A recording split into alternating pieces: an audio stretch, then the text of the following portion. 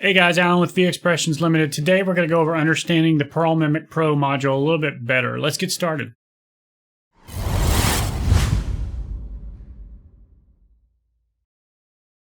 Hey, if you're returning, we hope you're liking the video so far. And if you're new to our channel, we hope you enjoy it enough to stick around. Click the subscribe below if you like this video.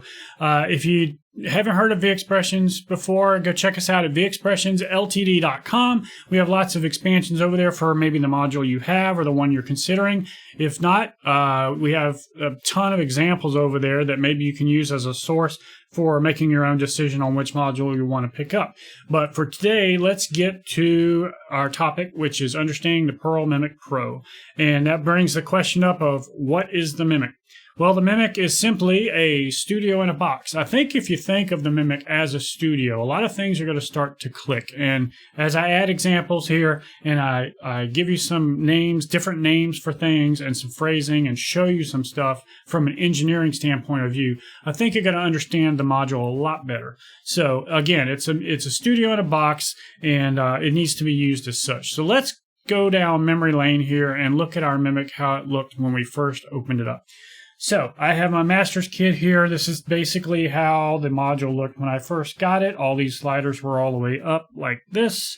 And the first thing I did was plug in my headphones and start playing and pull my headphones down. Later on, I realized I'm never going to use a click track and I'm never going to use the internal player. So I turned those down. This is basically how my module ended up. So like me, you probably played a handful of kits and then you wanted to go exploring. Well, the first thing I did, and most likely you did, was just start pushing buttons along the bottom to see what they were. And you probably pushed your mixer button and looked at your mixer. Now, here's a weird story. For me, when I pulled up my mixers, both my phones and my masters were all set at 6 dB.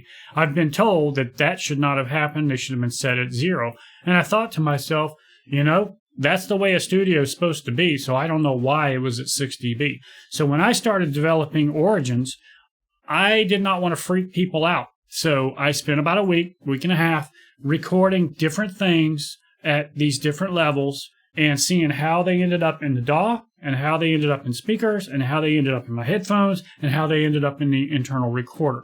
And what I found that is at 6 dB in the mains going out 1 and 2, that as long as I was watching my instrument mixing and watching for clipping, it was fine. I was getting a nice hot signal. Actually, it sounded exactly like the internal mixer. As good. It sounded identical. And then I played with the phone's mix and realized that the phone's mixer is just simply my phone's mix. However, it was controlling what was going to the internal recorder. I'm not going to get deep into the internal recorder today because there are some changes coming that are going to improve that area vastly. I won't get into that today, but just know that we've got some updates coming down the road that are going to be amazing. Back to this. So all my stuff was at 6 dB. I didn't want to freak people out. And I found a happy medium where I could give people kits at the volumes they're probably used to using, and everything was going to work out great.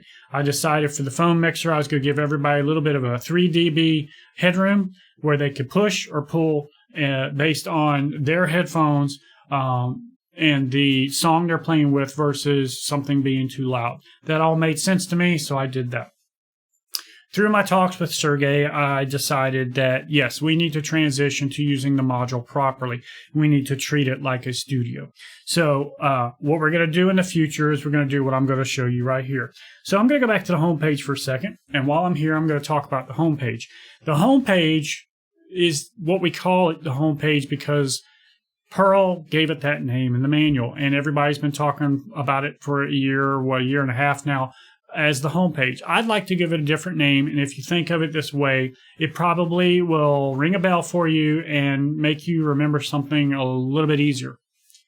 This is your monitoring, your personal monitoring page. You need to think of it as that. And the reason I say that is you do have sliders here on the right. When you adjust those, that's only for here. And that's not for your mixer out.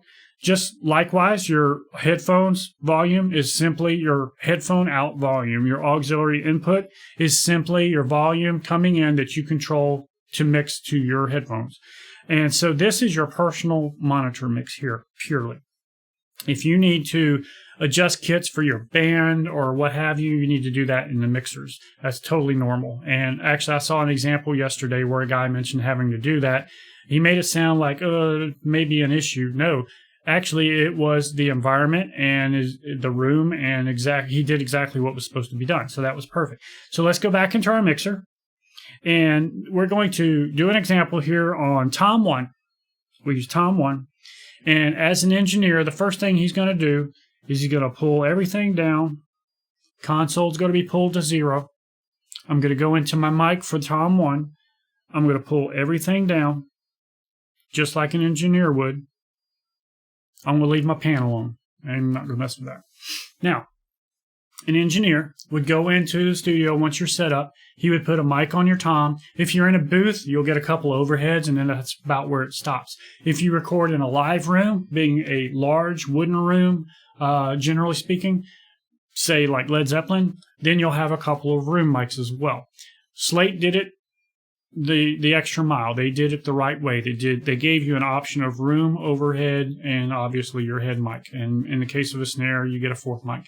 Now, why do I say they went the extra mile? Well, here's the difference. In a live situation, when you're playing for your band, you're tracking, your overhead is simply your overhead. That's that. You don't get an overhead for your tom. You don't get an overhead for your snare. You don't get overheads for all these other things. You get 2 stereo overhead tracks, and that's that. And it's usually used simply for cymbals. Usually I have an extra mic on your hi-hat and your ride, and that's about it. Slate went the extra mile by putting the overheads in and rooms in for individual instruments. Why did they do that? Because they were able to. When they sampled these toms and snare and so forth, they sampled the overheads, the rooms, and the toms. So you get extra. You get extra that you actually can control. That's a good thing. So let's go back into our mixer. Engineer is going to very first of all, he's going to bring up his bus and his instrument to 0. Now, I say instrument. This is basically a second slider here that I don't really understand when it comes to the mimic. But I'm not going to get into that. Maybe I just don't understand why it's there, and I'll explain in a few minutes when we get into the miking why I don't understand it's there. But basically, the red channel you see here is a bus. Let me stop and explain what a bus is.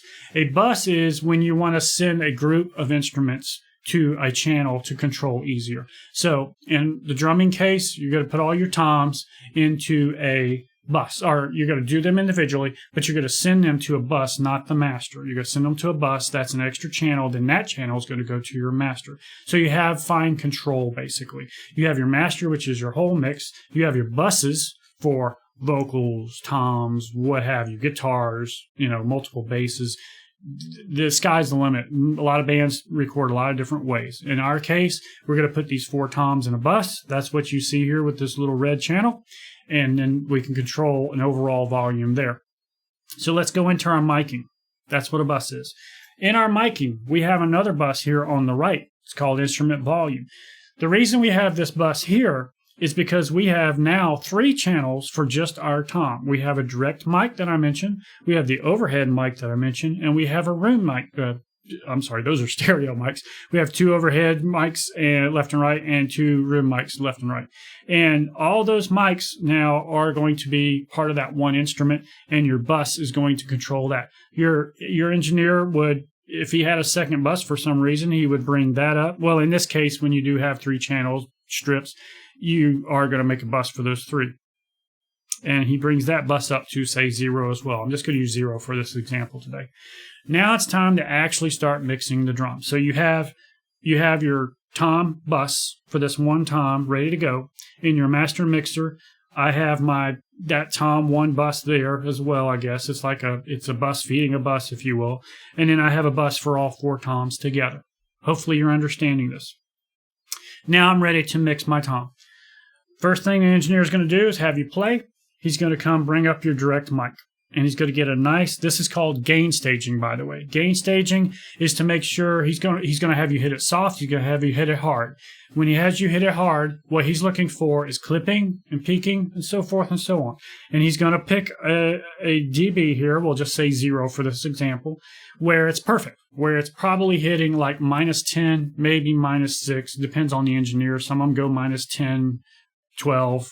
They want headroom for later on. I'm not going to go into all that. Okay, so now he's got his tom head mic, and that's ready to go. If you're a band that's recording dry, maybe you're done. But you like a little reverb. Well, that's what this is.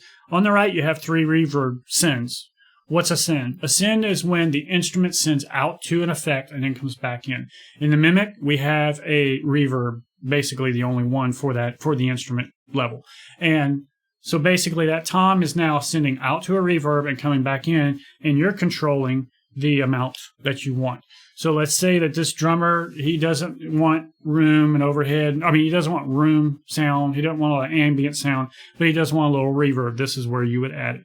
Likewise, if you were John Bonham and you were recording Fool in the Rain, you would probably want a ton of overhead and a ton of room. And when I say ton, I'm talking ton. Okay. Obviously, in this type of situation, you don't really need reverb at all. You now have an ambient environment that you would control. Did they add reverb to anything? Probably, but I'm not going to get into that. Just know that you have 3 sends here, the sends for each channel. So you essentially, to break this back down, you have 3 channels for this one tom. That's 3 mics. They feed into one bus, which is your instrument volume, which feeds out to your mixers. We'll say master mixer for this one.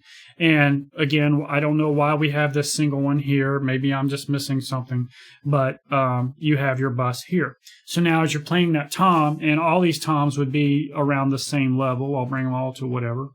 We'll just say that's all. That's what the mix ends up. Now we've got this bus that if the toms are too loud, you just simply pull down the bus. If you find out one tom's too loud, then you go back into that instrument and pull it down just to hear it on its own. So that's what this is for. That's how an engineer uses it, and that's how it makes sense. Hopefully this video is making sense for you. I think I've covered everything. I hope I have. Our upcoming video is going to be a lot more in depth when I get to routing and when I get to sending to the DAW or external or whatever. I'm going to use the DAW for the example. It's basically going to be the same as sending to your front of house. I will be doing an example of main 1 and 2 out, and I will be doing examples of our direct outs as well. I'm waiting on that video because we have lots of updates coming, and the direct out part is part of the update change that will be coming in the future. So I want to wait and see if I can get that into the video before I release it. So I hope I've helped. I hope you liked this video. I hope you got something out of it. I hope I made a little sense. I'm sure people are going to have questions. Please put them down in the comment section. I'll be glad to answer them if I have time. It may take me a little time to get to you because I'm answering questions in like 3 or 4 different places. But and I'm at this point, I'm spending about 4 hours a day answering just emails and forum questions, believe it or not. But I hope you liked the video. Please give it a thumbs up if you did. Subscribe while you're down there if you haven't already. Click the bell for notifications. Share the video wherever you think it will help people. And come see us at vdrums.com to talk with Mimic owners and get your questions answered. And come visit us at vexpressionsltd.com to get the Origins kits for your Mimic Pro. I'm out of here. See ya. Bye.